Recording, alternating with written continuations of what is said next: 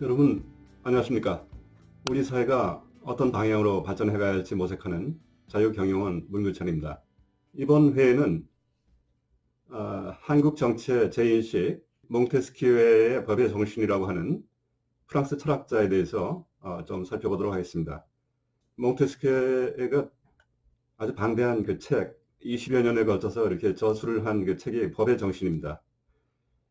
이 내용을 바탕으로 해서 한국 정치가 과연 법의 정신에 맞게 가고 있는 것인지 하는 것을 좀 모색을 해보자 하는 것이죠.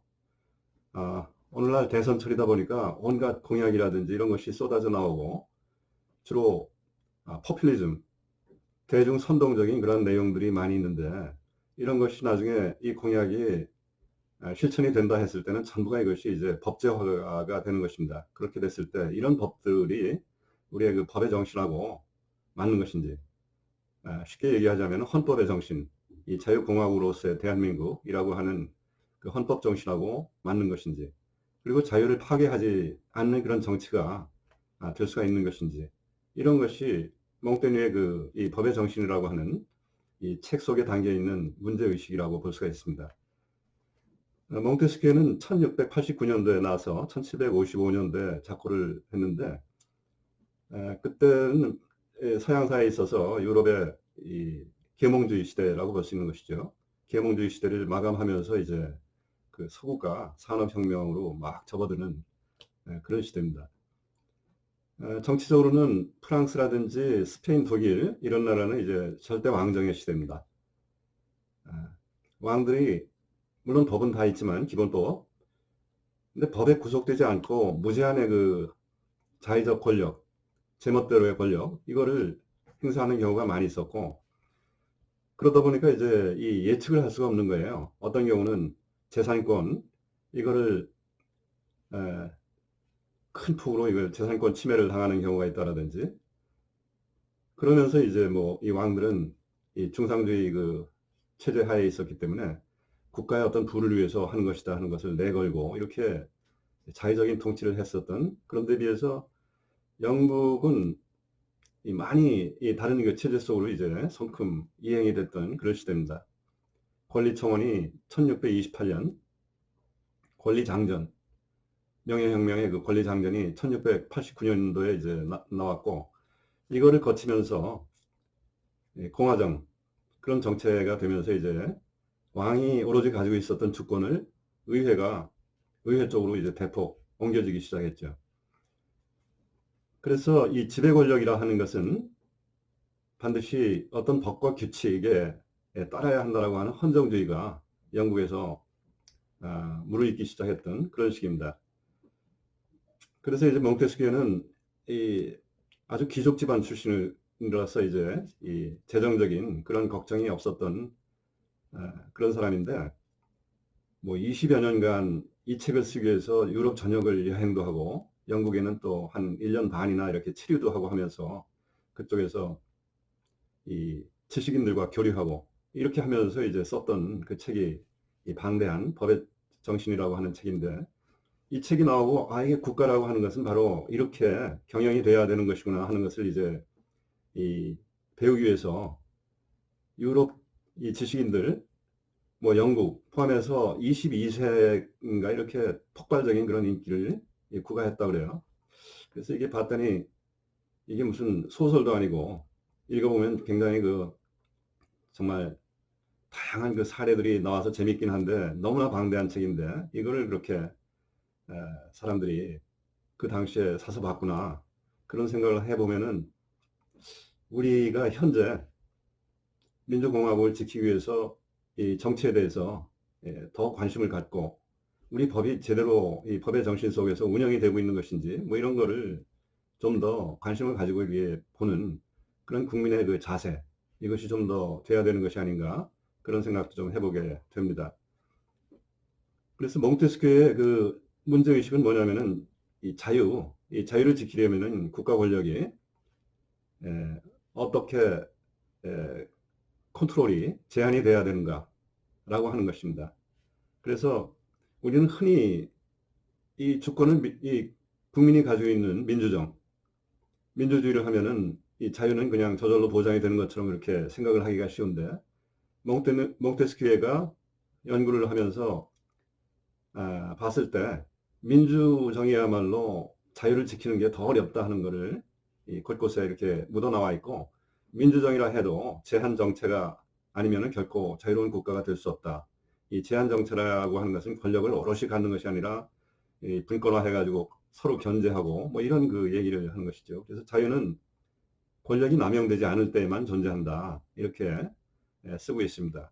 그래서 권력의 이 남용을 막으려면 이 사물의 본성상 이 권력이라 하는 것은 끝갈 없을 때까지, 세상이 완전히 망가질 때까지 권력을 갖게 되는 그 속성이 있기 때문에 권력은 다른 권력으로 저지하도록 해야 한다. 이것이 바로 이 상권 분립의 그 사상으로 이렇게 표현이 되는 것이죠. 계몽주의 시대에 살았던 이 몽테스키의 이 연구 방법은 그때 사람들이 이 과학이라든지 이런 거에 눈 뜨고 그렇게 하면서 세상의 이치, 이거를 아주 과학적으로 좀 이렇게 서술을 하고 하는 거를 굉장히 중요하게 생각을 했죠.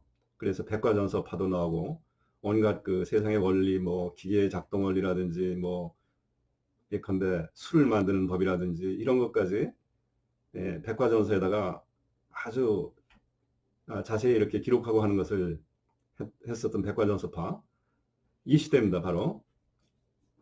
그래서 케인즈는 몽테스키에는 프랑스의 아담 스미스다 이렇게 얘기를 칭찬을 하고 있습니다. 그의 저서는 그 당시에 유럽인들에게 이 자유, 그리고 정의, 법질서는 무엇인가, 이거는 경제체제, 사람들이 사는 그 습속, 이런 것과 어떤 연계성을 가지고 있는가, 이거를 그 각 나라의 수많은 나라의 법제도를 관찰하고 논의하고, 그것도 역사적으로 그리스에서부터 몽테뉴가 살았던 시대까지 역사적으로 이거를 시줄 낮줄처럼 이렇게 그 수많은 사례를 연구하면서 이제 거기서 이 공통된 법의 정신을 이끌어내는 그런 그 탐구 방법을 쓰고 있죠. 자기가 얘기할 때는, 그래서 나는 먼저 인간을 검토했다. 사람 사는 모습을 검토했다 하는 것이, 인간이 진짜로 무엇인가, 사람의 어떤 심리라든지 이런 거죠. 그리고 이 제도의 풍속과 수많은 모습 속에서 인간은 단순히 그 자의, 제멋대로 어떤 우연, 이런 거에 의해서 인도되는 것이 아니라 하는 것을 알게 되었다. 이게 바로 그 책 속에 있는 몽테뉴스키의 그 자세예요. 근데 저는 이 발음이 자꾸 몽테뉴로 이렇게 돌아가는데, 왜 그러냐면은 이 몽테스키가 살았던 보르도 그 지방에서 한 10마일 떨어진 지역에 그 이전 한 150년 전에 몽테뉴라고 하는 이 수상록을 쓴 사람, 이 사람이 거기 살았어요. 같은 동네 사람이에요. 그런데 이 몽테뉴마저도 꼭 비슷한 그 어프로치를 하고 있었습니다. 나는 먼저 나 자신을 깊이 검토했다. 이리 찔러보고 저리 찔러보고 하면서, 그래서 사람이라는 것이 무엇인가 하는 것을 쭉 그 방대한 책에다가 이렇게 재밌게 이렇게 써놓는 책이 수상록인데, 마치 그 얘기를 읽는 것 같은 그런 착각을 좀 들게 합니다. 그리고 또 속에는 이런 얘기도 있어요. 몽테스키에 나는 여러 원리를 설정하였다. 법의 원리의 그 여러 원리를 설정하였다 하는 것은 어떤 가설을 설정했다는 얘기입니다. 그랬더니 개개의 사례가 마치 스스로 그 원리들에 따르는 것처럼 보였다. 가설들이 이제 수많은 사례로 검증이 됐다 하는 얘기죠. 과학자 아이작 뉴턴 같은 그런 방법론을 이 서예학에다가 몽테스키가 썼다 하는 것을 우리가 알 수가 있습니다. 그냥 책상에 앉아가지고 뭐 상상해가지고 쓰는 이거하고는 다른 것이죠. 그래서 사람의 습속, 사람들이, 수많은 나라의 사람들이 사는 그 습속, 그 나라의 정치 체제, 이런 것들을 쭉 들여다보고 거기서 법의 정신을 이끌어낸 그런 책이 바로 이 책입니다. 이 책에는 한 3가지의 큰 주제가 들어있는데요. 첫째 주제가 이제 법이라는 것이 무엇이냐 하는 그 법의 본질에 대해서 서술을 하고 있습니다. 우리가 뭐 법대로 살아야 된다, 이런 법, 그리고 이 신의 법이 있을 것이다, 뭐 또 사물 나름대로의 어떤 이 자연의 법칙이 있을 것이다 했을 때 법이라는 말이 또 나오죠. 아주 광의의 법이란 바로 몽테스키에도 이런 거를 전체를 얘기하는 것이다. 어떤 사물의 본성상 그 관련성 속에서 나오는 이것이 광의의 법인데, 그중에서 인간의 법을 좀 보자면은, 인간의 법은 최초에 우리가 이 현재 복잡한 사회 속에서 살고 있죠. 그런데 이 태초에는 사람들이 한 20명이라든지 이렇게 이 시족별로 어떤 작은 집단, 이건 사회가 성립되기 전에 그런 속에서 이 숲속에 동물처럼 살았을 거 아닙니까? 그랬을 때 인간은 어떤 상태 속에 있었을까? 이것이 이제 그때도 법이 있었다. 하나님에서부터 어떤 인간 본연에 이 물려받은 그런 것이 있었을 것이다. 그것이 이제 자연법이에요. 몽테스키에가 봤을 때 자연법은 첫째는 사람들이 낯선 사람을 만난다든지 했을 때 공포감이 들죠. 이 투쟁에 대한 어떤 공포감. 같이 싸워서 내가 저 사람을 무찔러야만 우리가 안전할 것 같다. 뭐 이런 생각이 들 것이고. 그런데 그 결과 늘 투쟁만 하는 것이 아니고, 결국은 좀 그 사람한테 좀 그 사람이 원하는 걸 좀 주고 타협하고 보내고 이렇게 평화를 유지하는 것이 제1의 자연법일 것이다. 그렇게 얘기를 하고 있습니다.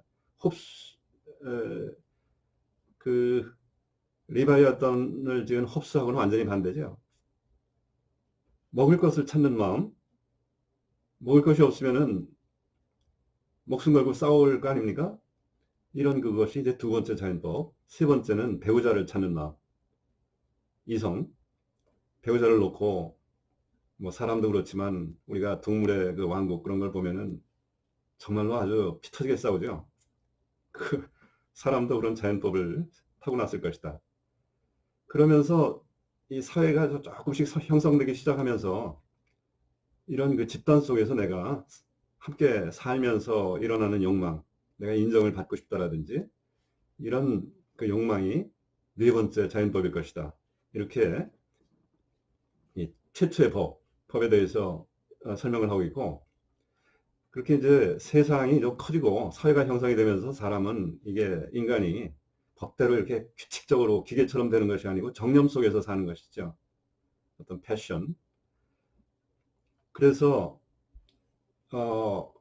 그 정념 속에서 마구잡이로 정말 엄청난 일을 저지를 가능성도 있고 상상 속에 있었던 것을 실천을 한다라든지 이런 거를 막아야 되기 때문에 지배자도 그렇고 피지배자도 그렇고 이런 걸 막아야 되기 때문에 이제 종교법이라든지 철학자들의 어떤 그 도덕심, 어떻게 살아야 되는가, 윤리관 이런 도덕법이 생겨났다. 이게 두 번째 법이에요.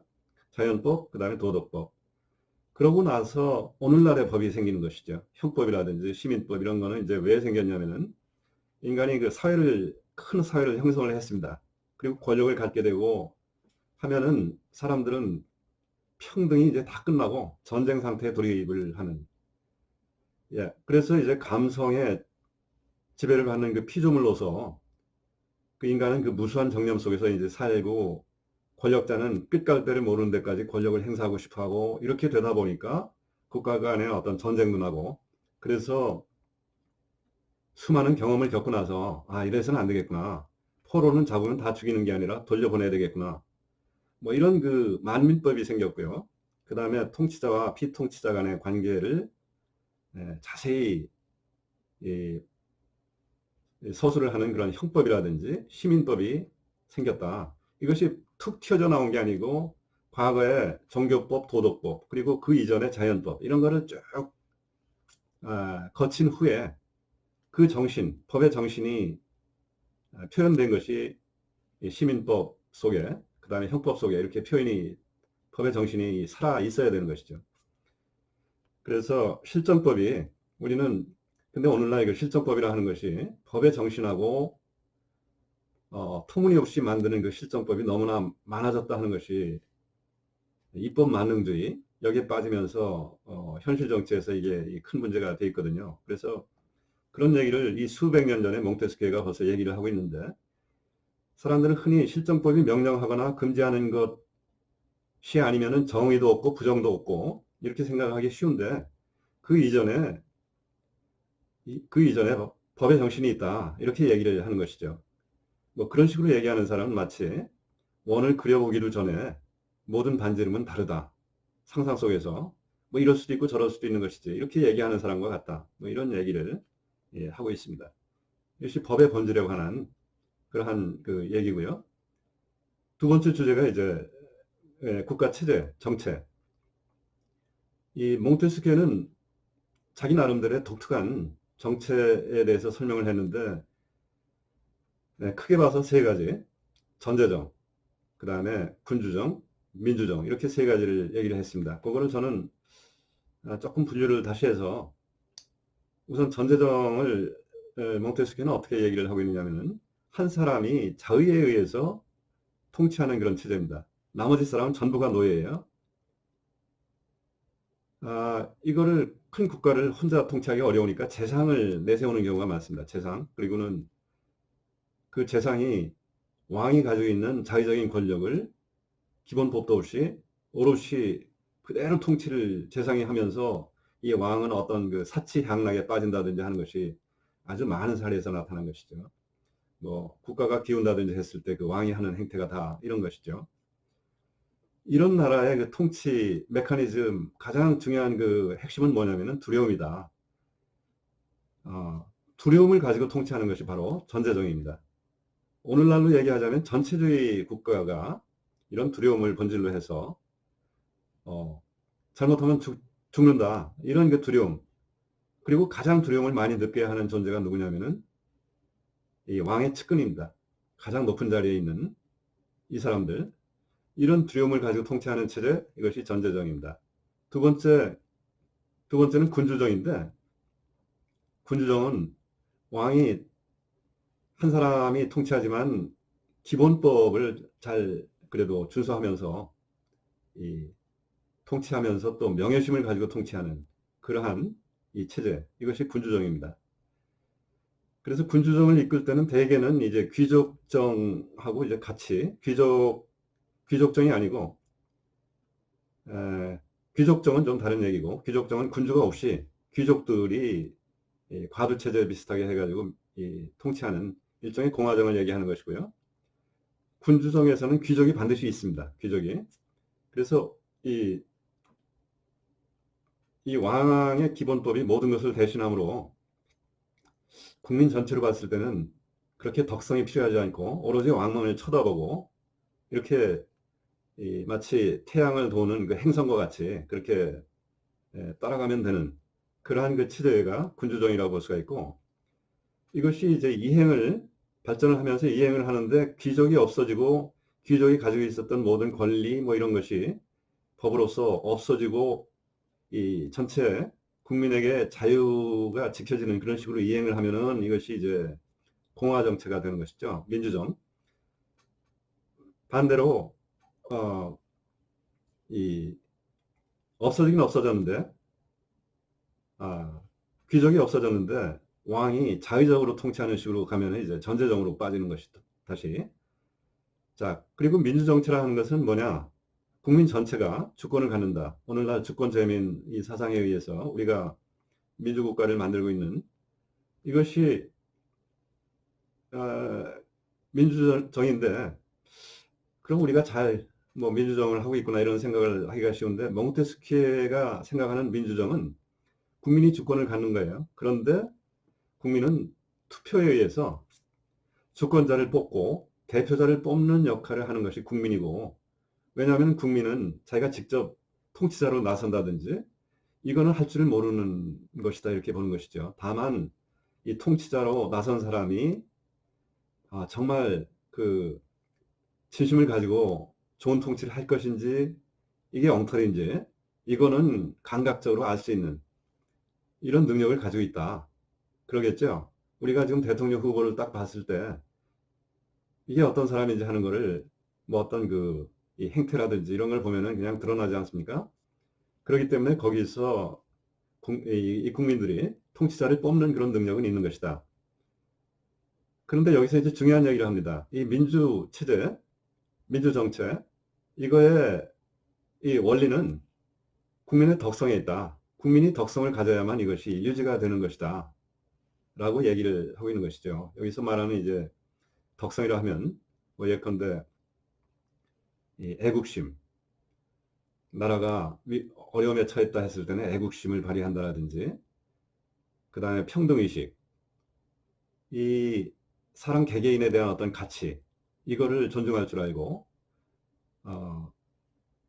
이런 그 민주정체 속에 이제 귀족정도, 몽테스키에는 귀족정도 그 속에 포함이 되는 것이다 이렇게 되는데, 우리가 생각할 때는 조선시대의 양반, 뭐 이런 사람들이 통치하는 그 체제가 과연 민주정으로 볼 수 있는가 이런 생각을 할 수 있지만, 몽테스키가 얘기하는 이 귀족은 덕성이 있는 귀족, 뭐 이거를 이제 그 서양사에 있어서 기사도 정신 뭐 이런 걸 보면은 그 명예심, 이거를 정말로 이 생명보다도 더 귀하게 여기는 그런 거에서부터 이제 이 귀족의 어떤 명예심이라든지 이런 것이 이제 이 지켜지는 그런 그 귀족을 얘기하는 것이죠. 어쨌거나 이렇게 세 가지의 이 정책, 이것이 법하고 어우러져서 이 국가가 세 가지의 형태로 운영이 되는 것이다. 이것이 이제 정책의 그 본성과 법에 대한 얘기입니다.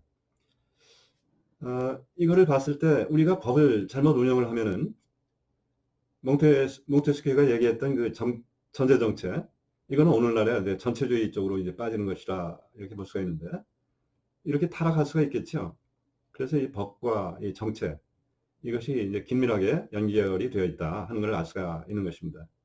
그 다음 세 번째 주제가 이 법과 자유에 관한 얘기입니다. 자유. 몽테스키가 얘기했을 때 자유는 법이 존재하는 그런 사회에서 원하는 모든 것을 할 수 있는, 그리고 각자가 원하지 않는 것은 강제당하지 않는 것이 바로 자유다. 그래서 법 아래에서 시민들은 자유를 누리게 되는 것이다. 그렇게 얘기를 하고 있죠. 그러면서 권력이 남용되지 않을 때만이 자유가 보존된다. 그래서 이제 권력 분립이라고 하는 그 이론이 자세하게 설명이 되어 있고, 이것이 이제 미국 헌법에 이 몽테스키의 삼권 분립의 정신, 이것이 녹아 들어가게 되면서 현대 자유국가의 그 틀을 형성을 하게 되는 것이죠. 그러면서 이 자유라고 하는 것이 영국을 관찰을 해봤더니 이게 상업 정신하고 관계가 있구나 하는 것을 몽테스키가 관찰을 하고 있습니다. 이때는 이제 산업혁명이 막 일어나던, 그러면서 영국 사회가 대륙하고는 달리 상업이 고도로 발전한 그 교육국가가 되죠. 그래서 영국을 이 교육을 통해서 부유하게 만들려고 하는 것인데, 이 교역이라고 하는 것은 우리가 뭐 이 정치가들이 흔히 좀 이 상인을 갖다가 좀 얕잡아 보는 그런 것이 있는데, 그 과거에 국가가 어떤 교역을 한다라고 하는 것은 그 교역의 두 나라가 다 잘 되면서 서로 이익을 서로 보면서 부유하게 되는 그런 것이 이제 교육입니다. 그런데 이제 그거를 과거의 로마식으로 보자면은 정복을 해야 되죠.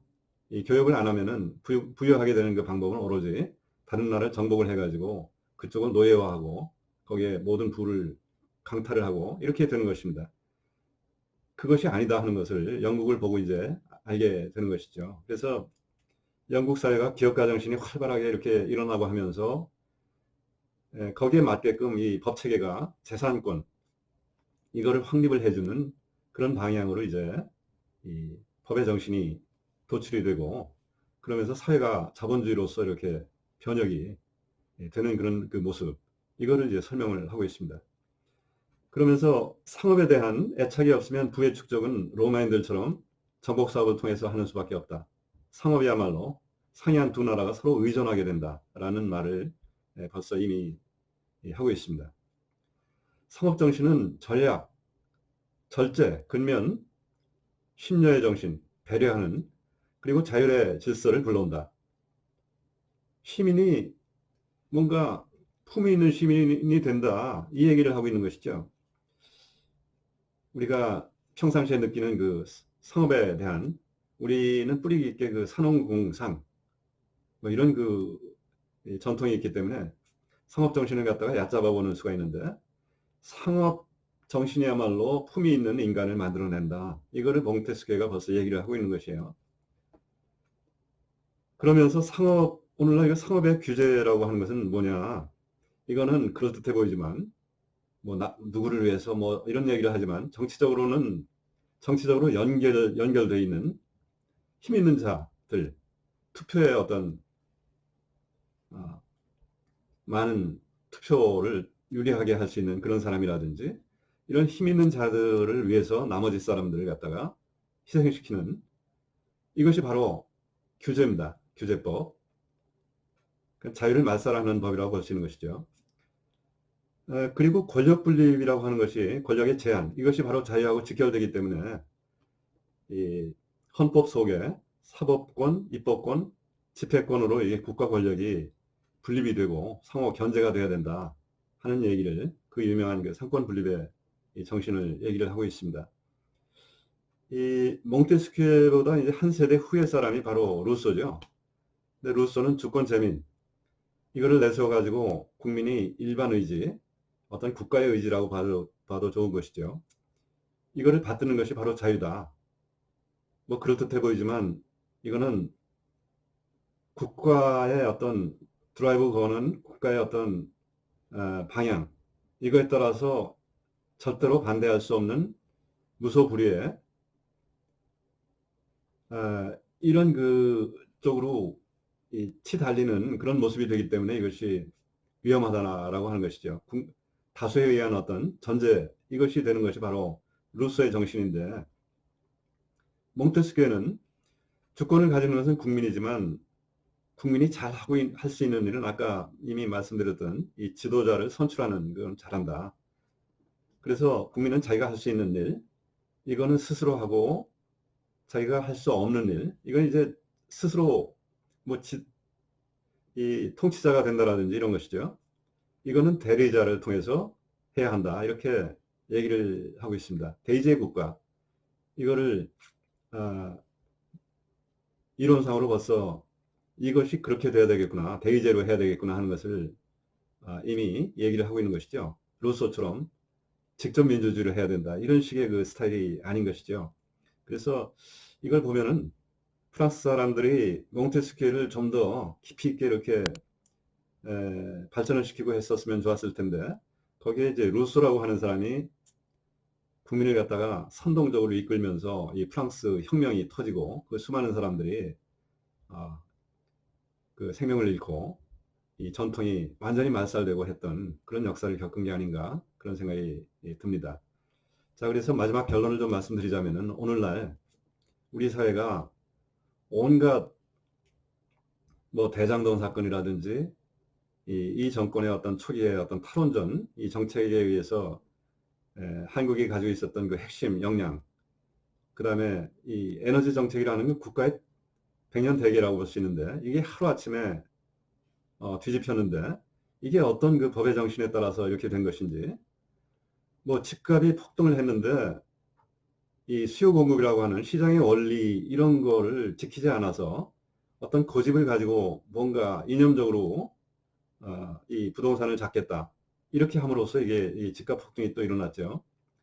자영업이 폭망이 되고, 오늘날 또 공수처라고 하는 이상한 그 기관이 생겨가지고 상권 분립의 정신을 완전히 손상하려고 하는 것이 아닌가, 이런 우려가 생기면서 이 사람들이 최근엔 또 민간인 사찰, 이런 거를 좀 자행을 하고 있고, 이런 그 모습을 봤을 때 우리의 이 자유민주공화국이 과연 어디로 가려고 하는 것인지, 이것이 법의 정신하고 굉장히 연관이 되어 있다는 그 생각을 해볼 수가 있습니다.